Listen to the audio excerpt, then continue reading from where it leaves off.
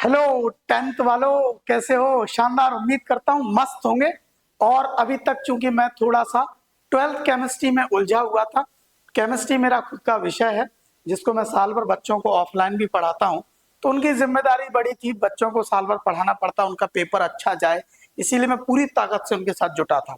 आज केमिस्ट्री का पेपर हो रहा है। लगभग बच्चे इस टाइम पर पेपर दे रहे होंगे जब मैं आपको वीडियो बना रहा हूँ, टेंथ साइंस का। ठीक है, तो अब मैं पूरी जिम्मेदारियों से फ्री हूं। अब आपके लिए लेके आया हूं टेंथ साइंस। ठीक है, टेंथ साइंस के इंपॉर्टेंट क्वेश्चंस। अभी तक मैंने जितने भी सब्जेक्ट के इंपॉर्टेंट क्वेश्चंस दिए, आप उठा करके देख लो पेपर, चाहे वो टेंथ हो या ट्वेल्थ हो, पेपर मेरे बताए हुए क्वेश्चनों से बाहर गया ही नहीं है। इस बात की गारंटी लेता हूं, आपकी टेंथ साइंस का भी पेपर बाहर नहीं जाने वाला है। जैसा मैं आपको बताऊं वैसा आप पढ़ो बस। ठीक है, तो चलिए शुरू करते हैं। टेंथ साइंस केमिस्ट्री से शुरू करते हैं, इंपॉर्टेंट क्वेश्चंस की लिस्ट। ठीक, जैसा जैसा बोलूंगा वैसा वैसा करना, फिर आप पेपर देना, क्योंकि 12 साल का मेरा अनुभव आपके काम आने वाला। ठीक है, चैनल पर अगर नए हैं तो सब्सक्राइब कर लो, क्योंकि हम आगे भी आपके ढेर सारे काम आने वाले हैं। 11th हो, 12th हो और 12th के बाद भी, इसीलिए अभी तो आप 10th में ही हो तो कर लो। ठीक है, चलिए शुरू करते हैं। पहली यूनिट का नाम है chemical reaction and equation. Hindi medium और इंग्लिश मीडियम दोनों में मैंने मेंटेन किया है। इंग्लिश में लिखा है, हिंदी में कहीं कहीं जरूरत पड़ेगी तो मैं और लिख दूंगा। ठीक है, तो देखिए इस यूनिट से छोटे छोटे क्वेश्चन आते हैं, 2 नंबर के, 3 नंबर के, छोटे छोटे। तो मैंने इस पूरी यूनिट को डिफाइन किया है 3 सेक्शनों में, और इसी यूनिट को नहीं, मैंने सारी यूनिटों को 3 3 सेक्शनों में डिवाइड किया। देखिए भाई, YouTube पर ढेर सारे टीचर्स होंगे, हम किसी की बुराई नहीं करना चाहते, लेकिन मैं इतना दावा जरूर कर सकता हूं कि जितनी एक्यूरेसी से, जितनी मेहनत करके पर्सनली खुद हम किसी दूसरे का वीडियो देख करके वीडियो नहीं बनाते, 10 से 12 साल का अनुभव है, उस आधार पर पेपरों की स्टडी करते हैं कि कैसा पूछा जा रहा है, उस आधार पर प्लान करते हैं, और खुद सगे हाथों से लिख के लाया हूं। ठीक है, 3 सेक्शन में कैसे डिवाइड किया वो देखो। पहला, एक्सप्लेन द फॉलोइंग, निम्न को समझाइए। एक क्वेश्चन ऐसा आता है कि निम्न को समझाइए, यानी इनमें से कोई एक आएगा। कैसे आता है? पहला, ऑक्सीडेशन किसे कहते हैं, यानी ऑक्सीकरण क्या है, व्हाट इज ऑक्सीडेशन। अब ये व्हाट इज में तो ऑक्सीडेशन रिडक्शन आ भी सकता है 2 नंबर में, और नहीं आया तो ये डिफरेंस में जरूर आता है। इन दोनों का अंतर तो मैंने नीचे भी लिखा हुआ है। तो पहला, ऑक्सीडेशन क्या है, रिडक्शन क्या है, छोटा छोटा। ठीक, जिस सेक्शन में पढ़ा रहा हूं उसी सेक्शन में आपको याद करना है। यानी पहले आप क्या करो, ऐसी छोटी छोटी 5 परिभाषाएं पढ़ लो। कौन कौन सी? कोरोजन क्या है, संचारण क्या है। ठीक है, अगला रेंसिडिटी। रेंसिडिटी को रेंसिडिटी ही हिंदी में भी लिखा जाता है कभी कभी, या फिर विकृत गंधिता, यानी जो गंदी बदबू आती है, सड़ना, कोई चीज बुस जाती है ना अपनी शुद्ध भाषा में, कि कल की दाल रखी थी कल तक हो गया, तो क्या है, वो बुस गई है, बासी हो गई है, तो वो बासी होना कहलाता है रेंसिडिटी। ठीक है, इसीलिए मैंने इसको हिंदी में नहीं लिखा। अगला है गैल्वनाइजेशन। गैल्वनाइजेशन को बोलते हैं गैल्वनीकरण। ठीक है, तो ये टोटल 5 परिभाषा है जो आपको पढ़नी है, छोटी छोटी, 2 नंबर के हिसाब से। ठीक है बाबा, आगे बढ़ते हैं। Give the reason of following. हाँ, देखते देखते साइड में एक काम और करते रहो साथ में, कि थोड़ा सा जो भी आपके दोस्त बंधु भाई रिश्तेदार हों उनको ये वीडियो भेज दो, काम का है बेचारा, अच्छे नंबरों से पास हो जाएगा। Give the reason of following, कारण बताओ। कारण बताओ वाले क्वेश्चन आते हैं 2 नंबर में। क्या, कौन कौन से कारण? कारण बताओ में मैंने 4 एक छांट के रखे। देखो, पहला, मैग्नीशियम रिबन भी क्लीन बिफोर द बर्निंग। अब बोलो सर हिंदी में तो लिखा ही नहीं। हिंदी में मैं बोल रहा हूं, आप सुन लीजिए, क्योंकि लिखूंगा तो समय लगेगा बहुत ज्यादा। मैं आपको बता देता हूं कि मैग्नीशियम जो होता है, मैग्नीशियम को जलाने से पहले साफ क्यों करते हैं?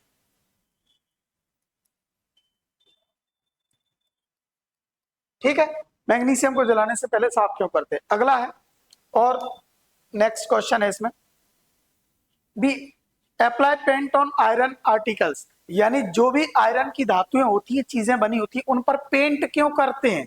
यानी आयरन यानी लोहे से बनी हुई चीजें, बनी वस्तुओं पर पेंट क्यों करते हैं। ठीक, अगला है respiration is considered as exothermic, यानी रेस्पिरेशन होता है श्वसन, यानी श्वसन को एक्सोथर्मिक मतलब ऊष्मा छेपी,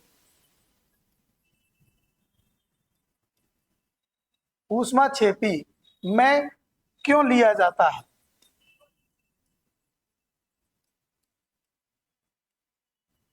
क्यों लिया जाता है? दो तरीके की होती है, ऊष्मा छेपी और ऊष्मा शोषी। तो ऊष्मा छेपी में क्यों लेते हैं, एक्सोथर्मिक में क्यों लेते हैं, एंडोथर्मिक में क्यों नहीं लेते? ठीक है, चलिए नेक्स्ट अगला है, अगला है potato chips packed fill with nitrogen, यानी जो अपना आलू की जो चिप्स होती हैं, चिप्स का जो पैकेट होता है उसके अंदर नाइट्रोजन गैस क्यों भरी जाती है, उसके साथ क्यों पैकेट बंद करते हैं? ठीक, और अगला है medicine bottles are mostly coloured, यानी मेडिसिन की जो बोतल होती हैं उनके ऊपर कलर्ड क्यों होता है, यानी वो रंगीन दिखाई देती हैं क्यों? तो ऐसे ये कुछ 5 क्वेश्चन है जो कारण बताओ वाले क्वेश्चन हैं। फिर उसके बाद तीसरा सेक्शन आता है हमारा, आखिरी सेक्शन इस यूनिट का, उसे कहते हैं डिफरेंस, अंतर वाला। मैंने सारी यूनिटों को 3 सेक्शन में डिवाइड किया है। पहला सेक्शन डेफिनेशन, दूसरा सेक्शन कारण बताओ और तीसरा सेक्शन अंतर। ठीक है, तो तीसरा सेक्शन है आपका अंतर। मैं आपको 3 अंतर लिखे हुए हैं, एक्सोथर्मिक एंडोथर्मिक, यानी ऊष्मा छेपी और ऊष्मा शोषी में अंतर क्या है, टिक कर लो हिंदी मीडियम वाले। ऑक्सीडेशन रिडक्शन, यानी ऑक्सीकरण और अपचयन में क्या अंतर है, ये भी आप टिक कर लो। ठीक, कॉम्बिनेशन रिएक्शन और डिकम्पोजिशन, यानी कॉम्बिनेशन का मतलब होता है जोड़ना, कंबाइन करना, और अपघटन यानी विघटन करना। ठीक है, तो संयोजन अभिक्रिया क्या है और वियोजन अभिक्रिया क्या है, इसमें अंतर। ठीक है, अब अंतर लिखने से फायदा क्या होता है, अगर अंतर आपने याद कर ली, अब आपसे पूछा गया 2 नंबर में क्वेश्चन कि एक्सोथर्मिक रिएक्शन क्या है, तो भाई साहब जो अंतर लिख रहे हो उसका एक हिस्सा जाकर उधर लिख देना, तो उसका काम हो जाएगा। ठीक है, तो अंतर याद कर लो, परिभाषाएं अपने आप याद हो जाती है। ठीक, चलिए आगे बढ़ते हैं। आगे नेक्स्ट, ये पहली यूनिट खत्म हो गई आपकी। अगली नेक्स्ट यूनिट में देखो क्या, अगली यूनिट का नाम है एसिड बेस और सॉल्ट। इसमें भी मैंने आपको पहले लिख के रखे हैं क्या, कुछ परिभाषाएं छोटी छोटी, हिंदी मीडियम वाले सुनेंगे। जिप्सम को जिप्सम ही बोलते हैं। ठीक है, वॉशिंग सोडा को बोलते हैं वॉशिंग सोडा मतलब धावन सोडा। ठीक है, और बेकिंग सोडा खाने का सोडा, ब्लीचिंग पाउडर ही बोलते हैं। ठीक है, पीओपी को पीओपी ही बोलते हैं। तो ये मैंने 5 लिखे हैं, इन 5 के सूत्र याद करने हैं आपको, इन 5 के 2-2 उपयोग याद करने हैं आपको, और इन 5 के अगर कर सकते हो तो 1-1 2-2 इनकी क्या कर लेना बेटा, प्रॉपर्टीज मतलब इनके गुण। ठीक, फिर समझ गए ना, यानी आपको gypsum, washing soda, baking soda, bleaching powder और पीओपी, इन सब के सूत्र याद करने हैं, इन सब के यूजेस याद करने हैं। 2 नंबर में क्वेश्चन आएगा। ठीक है, पूछा जाता है कि इसका सूत्र लिखो और इसके 2 यूज लिखो। क्लियर, कभी कभी 3 नंबर में आ सकता है। तो ये 5 हो गए। अगला देखिए, गिव द रीजन, कारण बताओ। कारण बताओ वाले क्वेश्चन भी मैंने फिर से 4 लिख के रखे हैं। देखो कौन कौन से हैं। पहला, पीओपी भी stored in moisture proof container. Hindi medium वालों के लिए मैं बोल रहा हूं, आप इस क्वेश्चन को ढूंढ लो। क्वेश्चन क्या है कि पीओपी को मॉइस्चर प्रूफ, मॉइस्चर का मतलब होता है जो हवा में नमी रोधक कंटेनर में पीओपी को रखा जाता है। क्यों, यानी प्लास्टर ऑफ पेरिस को जब अपन रखते हैं तो कहां रखते हैं, ऐसी जगह रखते हैं जहां पर नमी न पहुंच पाए। ठीक है, तो नमी रोधक कंटेनर में पीओपी को रखा जाता है। क्यों? ठीक, हिंदी मीडियम वालों के लिए। इंग्लिश मीडियम में देखें, अगला क्वेश्चन है, curd and sour substance do not be kept in brass और कॉपर, यानी कॉपर में और कांसे में खट्टी चीजों को क्यों नहीं रखा जा सकता। दही चीज है, दही है या कोई भी खट्टी चीज है, उसको अपन कॉपर में या किसमें बेटा, कांसे से बनी हुई चीजों में क्यों नहीं रखते, ये क्वेश्चन है, टिक कर लो। अगला क्वेश्चन है, aqua solution of an acid conduct electricity. देखिए, aqua solution of an acid, यानी एसिड मतलब होता है क्या, अम्ल, अम्ल का एक्वस यानी जली विलयन, तो जब अम्ल को पानी में घोलते हैं तो उसमें से धारा का प्रवाह होता है, क्यों? क्वेश्चन आता है कि अम्ल का जलीय विलयन धारा का प्रवाह करता है, क्यों? फिर से बोल रहा हूं, अम्ल का जलीय विलयन धारा का प्रवाह करता है, क्यों? ठीक है, अगला क्वेश्चन बेटा, नेक्स्ट अगला क्वेश्चन है आपका, why do acid not show acidic behaviour in the absence of water? यानी अगर कोई एसिड है और पानी में नहीं घोला है तो वो अपने एसिडिक बिहेवियर को नहीं दर्शाता। यानी क्या कारण है कि अम्ल बिना जल के अपना अम्लीय व्यवहार नहीं दर्शाता? फिर से बोल रहा हूं हिंदी में, क्या कारण है कि अम्ल बिना जल के अपना अम्लीय व्यवहार नहीं दर्शाता? ठीक है, इसके बाद अगले क्वेश्चन फिर से वही आ जाते हैं, डिफरेंस बिटवीन एसिड और बेस। एसिड और बेस में अंतर लिख देना, इससे फायदा आपको एसिड के भी क्या मिल जाएंगे, प्रॉपर्टी मिल जाएंगी, और बेस की भी क्या मिल जाएंगी, प्रॉपर्टी मिल जाएंगी। What is the pH scale? PH scale क्या है ये अलग से पढ़ना। ठीक है, यहां जाकर आपकी यूनिट नंबर 2 हो गई पूरी खत्म। मैं बार बार कह रहा हूं, जो बता रहा हूं बेटा, अगर वो आपने पढ़ लिया तो इस बात की पूरी जिम्मेदारी है कि उससे पेपर बाहर नहीं जाएगा। ठीक है, चलिए अब देखिए यूनिट नंबर 3, मेटल और नॉन मेटल। ये क्वेश्चन आपको बताए जा रहे हैं किसके, केमिस्ट्री के, chemistry 10th science. Non metal और मेटल वाले क्वेश्चन में पहला सेम वैसे ही, एक्सप्लेन द फॉलोइंग, निम्न को समझाइए। कुछ परिभाषाएं मैंने लिखी हुई है वो आपको पढ़नी है। तो देखिए, पहला मैंने ऊपर लिखा हुआ है, कोवेलेंट बॉन्ड और आयनिक बॉन्ड किसे कहते हैं? इसको पढ़ने की, यहां पढ़ने की जरूरत नहीं है, आप इसका अंतर पढ़ लेना। कोवेलेंट बॉन्ड और आयनिक बॉन्ड में जब अंतर पढ़ोगे तो परिभाषा अपने आप याद हो जाएगी। ठीक है, तो डिफरेंस भी नीचे लिखा है तो वहां पढ़ लेना। अगला है, एक्टिविटी सीरीज क्या है? यानी सक्रियण, जो सक्रियता श्रेणी होती है ना, सक्रियता श्रेणी किसे कहते हैं? सक्रियता श्रेणी किसे कहते हैं? Activity series. ठीक, अगला है मिनरल ओर और गैंग्स, इसका मतलब होता है खनिज। ठीक है, और खनिज अयस्क क्या है और गैंग क्या है? खनिज क्या है, अयस्क क्या है और गैंग क्या है? ठीक, अगला है एम्फोटेरिक ऑक्साइड किसे कहते हैं? ये इसी नाम से आ जाता है, कभी कभी उभयधर्मी ऑक्साइड किसे कहते हैं, इस नाम से आता है, उभयधर्मी ऑक्साइड किसे कहते हैं। ठीक है, अगला क्वेश्चन है, हिंदी मीडियम वाले बेटा ध्यान से सुनते जाएं और सुन के टिक करते जाएं। ठीक है, अगला क्वेश्चन है, गिव द रीजन, निम्न के कारण बताओ। कारण बताओ में क्वेश्चंस मैंने लिखे हुए हैं मात्र 3। कौन कौन से हैं? सोडियम केप्ट इमर्ज इन केरोसिन, यानी सोडियम धातु को केरोसिन के अंदर डुबो कर रखा जाता है, क्यों? सोडियम धातु को केरोसिन तेल के अंदर डुबो कर रखा जाता है, क्यों? अगला क्वेश्चन है, titanium is called strategic metal, यानी टाइटेनियम को रणनीति धातु क्यों कहते हैं? टाइटेनियम को रणनीति धातु क्यों कहते हैं? ठीक, अगला है, the ionic compound have high MP, यानी आयनिक कंपाउंड का मेल्टिंग पॉइंट हमेशा ज्यादा होता है, क्यों?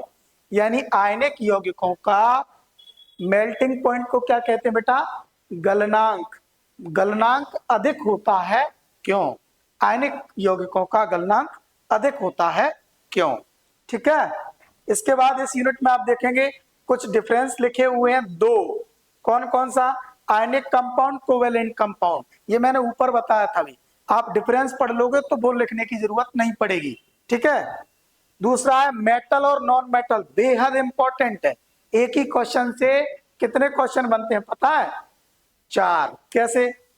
आप मेटल और नॉन मेटल के पूरे डिफरेंस पढ़ लो, फिजिकल वाला डिफरेंस भी और केमिकल वाला भी।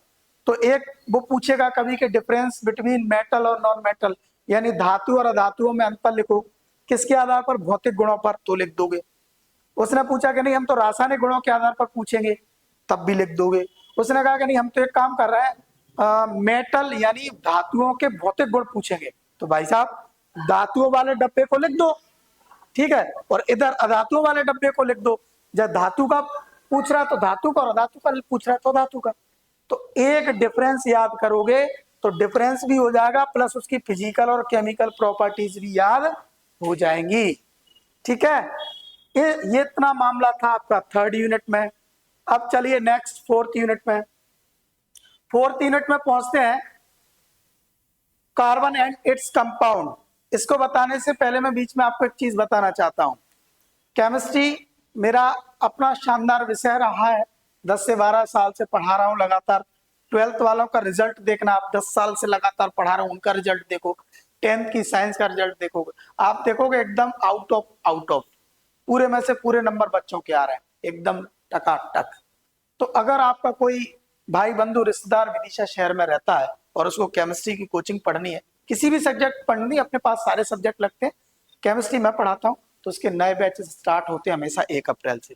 आप भेज सकते हैं और आप 10th के बाद जब 11th में आएंगे तब आप केमिस्ट्री ज्वाइन कर सकते हैं, अगर आपको ऑफलाइन क्लास ज्वाइन करनी है तो विदिशा शहर में। ठीक है, केमिस्ट्री भाई ऐसा दाकर सर। और बोले सर हम तो बाहर के हैं, ऑनलाइन कैसे पढ़ें? तो ऑनलाइन की व्यवस्था भी इस बार मैं करे दे रहा हूँ, ऐप लॉन्च करते हैं, सस्ता सुंदर कुछ न कुछ व्यवस्था करेंगे, वो उसका डिस्कशन बाद में। अब ये बीच में मेरा एडवर्टाइजमेंट हो गया, जो थोड़ा बहुत करना जरूरी है मेरे भाई, नहीं तो ये पूरी ताम झाम पता है ऑफलाइन से चल रही है। अगर मैं सब कुछ ऐसे ही करता रहा ना तो और बंद करना पड़ेगा ना, समझते हो बात को? चलिए वापस आ जा। हाँ, तो फोर्थ यूनिट के इंपॉर्टेंट क्वेश्चंस क्या है? Explain the following. मैंने कुछ चीजों की परिभाषाएं नीचे लिखी हुई हैं, इन चीजों की परिभाषाएं आपको याद करनी है। कौन कौन सी है? होमोलोगस सीरीज क्या है? हिंदी मीडियम वाले सुनते जाएंगे, टिक करेंगे। होमोलोगस को हिंदी मीडियम में कहते हैं सजातीय श्रेणी। सजातीय श्रेणी किसे कहते हैं? दूसरा, हाइड्रोकार्बन क्या है? हाइड्रोकार्बन को हाइड्रोकार्बन ही कहते हैं। एल्केन, एल्कीन, एल्काइन, इन तीनों को सेम यही कहा जाता है, एल्केन, एल्कीन, एल्काइन। इनके परिभाषा एक एक लाइन की है। ठीक है, फंक्शनल ग्रुप क्या है, यानी क्रियात्मक समूह कैसे कहते हैं? ठीक है, डीनेचर्ड एल्कोहल क्या है, यानी विकृतीकृत एल्कोहल किसे कहते हैं? विकृतीकृत एल्कोहल किसे कहते हैं? ठीक है, फॉर्मेलिन को फॉर्मेलिन के नाम से ही जानते हैं, फॉर्मेलिन क्या है? ठीक है, ऑक्सीडाइजिंग एजेंट क्या है, यानी ऑक्सीकारक किसे कहते हैं? ऑक्सीडाइजिंग एजेंट मतलब ऑक्सीकारक क्या है? ठीक है, ऑर्गेनिक कंपाउंड क्या है? ऑर्गेनिक कंपाउंड का मतलब होता है कार्बनिक यौगिक किसे कहते हैं? ठीक है, तो ये कुछ परिभाषा है, जिसमें से इंपॉर्टेंट मैं आपको बता दूं, फंक्शनल ग्रुप वाली इंपॉर्टेंट बहुत ज्यादा है, डिनेचर्ड वाली है और होमोलोगस सीरीज वाली है। ठीक है, ये कुछ ज्यादा इंपॉर्टेंट है, बाकी की पढ़ना आपको सभी। ठीक है, नेक्स्ट देखिए, draw the dot structure of. इस यूनिट से डॉट स्ट्रक्चर बनाना आता है, यानी कोई भी एक कंपाउंड दे देंगे और उसकी स्ट्रक्चर बनवाएंगे कि इसकी स्ट्रक्चर बनवाओ। तो मैंने कुछ कंपाउंड्स लिखे हैं, जैसे H2S हो गया, CH3COCH3 हो गया, F2 हो गया, CH4, C2H4, CH3Cl, C2H6। ये कुछ कंपाउंड है, इनकी आपको डॉट स्ट्रक्चर याद करके जानी है, एक तो आएगी ही आएगी कंफर्म। ठीक है, नेक्स्ट है आखिरी इस यूनिट का सेक्शन है डिफरेंस बिटवीन। डिफरेंस बिटवीन में मैंने लिखा हुआ है सोप और डिटर्जेंट, यानी साबुन और अपमार्जक में अंतर लिखो। इससे फायदा क्या होगा? साबुन का प्रॉपर्टी भी याद हो जाएगी और डिटर्जेंट की भी। तो अगर आपसे पूछेगा कि साबुन के गुण लिखो तो इधर वाला डब्बा लिख देना, और डिटर्जेंट के पूछेगा तो उधर का, और नहीं तो अंतर इंपॉर्टेंट है इसका। ठीक है, इसके बाद पूछता है एथेनॉल और एथेनोइक एसिड में, इसके अंतर याद करने से इनकी प्रॉपर्टी याद हो जाएंगी। तो मैंने कहा अंतर याद कर लेना, कभी कभी प्रॉपर्टीज पूछ लेता है तो अंतर का डब्बा लिख दिया करो आप पॉइंट बना के। ठीक है, आखिरी में cleaning action of soap and detergent. एक छोटा सा क्वेश्चन ये भी बनता है कि साबुन कैसे साफ करता है, साबुन की सफाई करने की जो क्रिया विधि है वो आपको याद करनी है। ठीक है, तो यहां जाकर के आपका ये केमिस्ट्री की चारों यूनिटों के इंपॉर्टेंट क्वेश्चंस पूरी तरह से क्या हो गए बेटा? खत्म हो गए। ठीक, अगर मैं इस बात की पूरी गारंटी दे रहा हूं, पेपर में ला लेना, इनसे बाहर क्वेश्चन नहीं जाएगा, कंफर्म कह रहा हूं 100%। ठीक है, अब आप बोलोगे सर केमिस्ट्री का तो हो गया, फिजिक्स और बायोलॉजी। हाँ, अगर फिजिक्स और बायोलॉजी भी चाहते हैं तो कमेंट करो, मुझे पता तो चले कि हाँ मेरी डिमांड है। जैसे अभी आपने देखा 12th में, इसी साल मैंने चैनल क्रिएट किया था, 12th में मैंने पढ़ाया, तो हिंदी आप देखो पूरे के पूरे मध्य प्रदेश में ना कि पूरे हिंदुस्तान में बच्चों ने पढ़ी। ठीक है, केमिस्ट्री आप देखो एक एक दिन में 10-10 हजार बच्चे लोग देख रहे हैं। ठीक, कमेंट भी करते हैं और अच्छा अच्छा बोल रहे हैं, उनको लग रहा है कि सर पढ़ा रहे हैं उसी से आ रहा है, तब तो भरोसा उठ रहा है, मतलब भरोसा हो रहा है, सॉरी, भरोसा हो रहा है लोगों का। यदि आपको भी भरोसा हो रहा है कि सबके सर यानी सत्येंद्र सर आपके काम के हैं, तो कमेंट करो, जुड़ो हमसे। 10th में तो आपका रिजल्ट बहुत अच्छा जाएगा ही, क्योंकि 10th के लिए भी देखो मैंने आपको हिंदी पढ़ाई थी, ठीक है। 10th में मैं आपको साइंस भी पढ़ा रहा हूँ, और 10th में मैंने एक वीडियो आपके मैथ्स के लिए भी डाला था, ठीक। मेरी रेंज में जितना काम किया, तो मेरा योगदान आपके जीवन में रहेगा 100%। तो उस चीज के लिए आप जुड़ो, तो हम आपके 11th में भी काम आएंगे, 12th में भी काम आएंगे, और आगे भी आएंगे, आपके परिवार के और भाई बंधुओं के भी काम आएंगे। लेकिन सबसे पहले कमेंट करके बताओ कि वास्तव में आपको मेरे पढ़ाने का तरीका और जो बताने का तरीका है कि मैंने आपको कैसे कैटेगराइज किया है, ये चीज अगर आपको पसंद आ रही है तो लिखो, मैं आपको फिजिक्स के टॉपिक यानी अगली 4 यूनिट लेकर के आऊंगा, और अच्छा लगेगा तो अगली बायोलॉजी की भी। कमेंट नहीं करोगे तो नहीं लाऊंगा, ठीक है। Thank you.